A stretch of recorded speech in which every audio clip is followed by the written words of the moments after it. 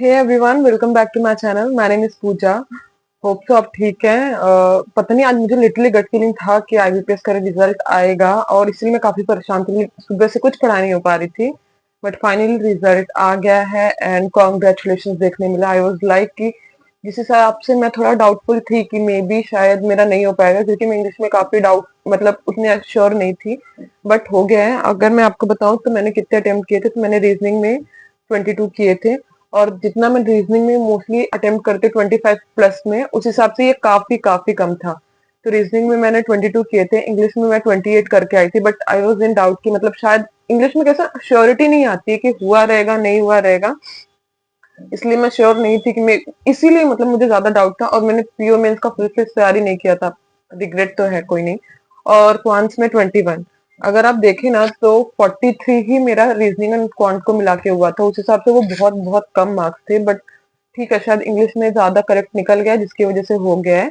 But अभी PO mains की उतनी अच्छे से तैयारी नहीं हुई है, प्लस एलआईसी में भी प्रीलिम्स के मार्क्स मैं दे रही हूँ तो उसमें उतने मार्क्स नहीं आ रहे हैं।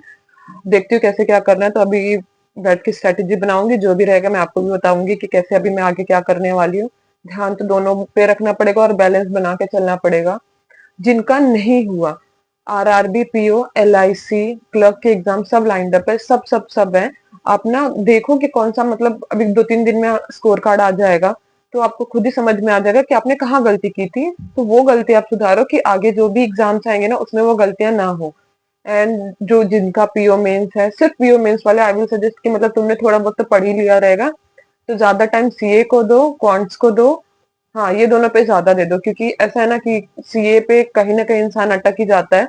क्वांट्स तो फिर भी थोड़ा बहुत हो जाएगा, अगर आपको प्रैक्टिस है तो आप शायद थोड़ा बहुत निकाल लो। सीए में अगर आपने पढ़ा नहीं है तो आप उस पर तुक्का उतना नहीं मार सकते हो।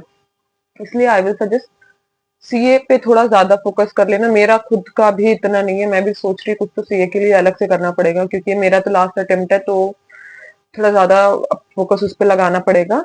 तो मैं शायद अब एलआईसी को फोकस थोड़ा टाइम कम दूंगी और बाकी सब्जेक्ट्स को ज्यादा दूंगी। हाँ, और जिनका नहीं हुआ है ना, प्लीज ऐसे डिमोटिवेट मत होना, क्योंकि कितने लोग ऐसे हैं ना जिनका 2-3 साल से प्रीलिम्स निकल जा रहा था, मेंस नहीं निकल रहा था, और इस बार ऐसा हो गया है कि उनका प्रीलिम्स भी नहीं निकला, तो दे आर लाइक कि इतना इजी एग्जाम होके भी मतलब हर बार निकल जाता था, नहीं निकला, तो वो काफी डिमोटिवेट हो गए। प्लीज आप डिमोटिवेट मत हो, सबके साथ होता है। मेरे साथ ऐसा हो चुका था कि मेरा आईबीपीएस पीओ निकला लेकिन आरआर भी नहीं निकला। मतलब ये बार नहीं, पिछली बार ऐसा हुआ था। तो मतलब पिछली मतलब लास्ट ईयर की बात नहीं कर रही, नहीं तो आप बोलोगे झूठ बोल रही है। ऐसा हो चुका है, तो होता भी रहता है। एक बार तो आप यकीन नहीं मानोगे, मेरे एग्जाम्स निकल रहे थे पीओ प्रीलिम्स वाले सारे, मैंने फर्स्ट अटेम्प्ट आरबीआई असिस्टेंट का दिया, उसमें मेरा प्रीलिम्स नहीं निकला। तो होता रहता है, मतलब जो आपके लक में है ना, जो आपकी किस्मत में, आपको वही वही मिलने मिलने वाला है।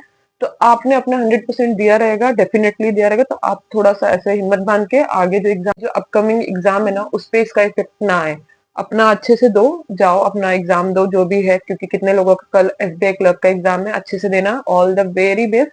और जिसका पीओ मेंस है, अब अगर 100 की स्पीड में थे तो अब 2x की स्पीड 200 की कर दो और लग जाओ। कुछ अगर डाउट है आप लोगों को कि हाँ, स्कोर कार्ड नेक्स्ट 7 डेज में आएगा, क्योंकि कुछ लोगों को पता ही नहीं है इस बारे में, तो आपको पता चल जाएगा कि आप कितने मार्क्स से रह गए थे। और किसी और को कुछ और डाउट है तो आप कमेंट करके बता देना। Thank you, bye. All the very best to you all, जिसका कल एग्जाम है और अपकमिंग एग्जाम्स के लिए। बाय।